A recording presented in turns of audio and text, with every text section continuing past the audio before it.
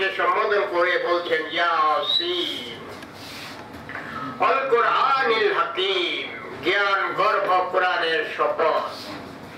ইন্নাকা লামিনাল মুরসালিন, নিশ্চয়ই তুমি প্রেরিতদের মধ্যে অন্তর্ভুক্ত। আলা সিরাতিম মুস্তাকিম, নিশ্চয়ই তুমি সরল সঠিক পথে প্রতিষ্ঠিত। وآخر دعوانا أن الحمد لله رب العالمين. السلام عليكم ورحمة الله وبركاته.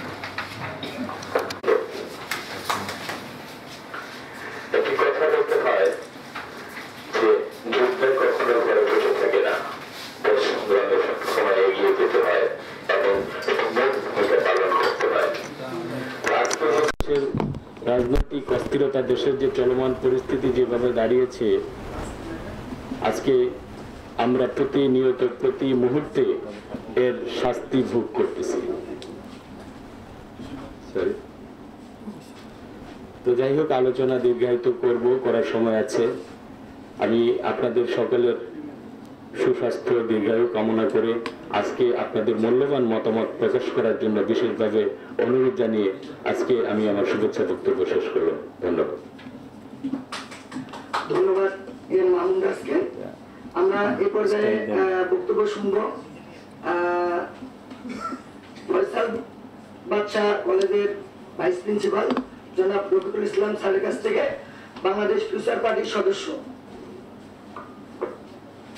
এই ফিউচার বাংলাদেশ পার্টি কর্তৃক আয়োজিত বৈঠকের সম্মানিত সভাপতি শাহেদ আহমদ শ্রাবণ ভাই, উপস্থিত ফিউচার বাংলাদেশ পার্টির সম্মানিত মহাসচিব, উপস্থিত আজকের আমন্ত্রিত অতিথিবৃন্দ, সাংবাদিক ভাইরা, আসসালামু আলাইকুম ওয়া রাহমাতুল্লাহি ওয়া বারাকাতুহু। আমি শুরুতেই মহান আল্লাহর কাছে শুকরিয়া আদায় করছি যে আমরা দেশের এই বিরাজমান পরিস্থিতিতে নতুন একটি দল ফিউচার বাংলাদেশ পার্টি নামে একটি পার্টি আত্মপ্রকাশ করতে যাচ্ছে। চলমান পরিস্থিতির ব্যাপারে আপনারা জেনে থাকবেন যে দেশে দীর্ঘদিন যাবৎ বিভিন্ন রকমের অস্থিরতা চলছে। দেশের মানুষের জানমালের নিরাপত্তার অভাব বোধ করছে। দেশে মারামারি, সহিংসতা বিভিন্ন সময় লেগেই আছে।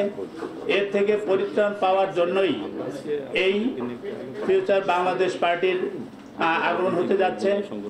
সুপ্রিয় উপস্থিতি, আপনাদেরকে আমরা জানাতে চাই এভাবেই যে আমরা এই বাংলাদেশ থেকে সর্বপ্রকার জুলুম, অত্যাচার, অবিচার, ন্যায় এগুলো দূর করে জনগণের অধিকার আমরা এই ফিউচার বাংলাদেশ পার্টির মাধ্যমে আমরা দেশের জনগণকে ফিরিয়ে দিতে চাই। আপনাদের সহযোগিতা চাচ্ছি। সাংবাদিক বন্ধুরা আপনারা যারা আছেন, আপনাদের মাধ্যমে আমরা আমাদের প্রধান উপদেষ্টার কাছে আমরা বাণী পৌঁছে দিতে চাই যে বাংলাদেশ ফিউচার পার্টি জনগণের পাশে আছে। জনগণের পাশে থেকে বাংলাদেশের জনগণকে মুক্তির দ্বার প্রান্তে পৌঁছে নিয়ে যাবে ইনশাআল্লাহ।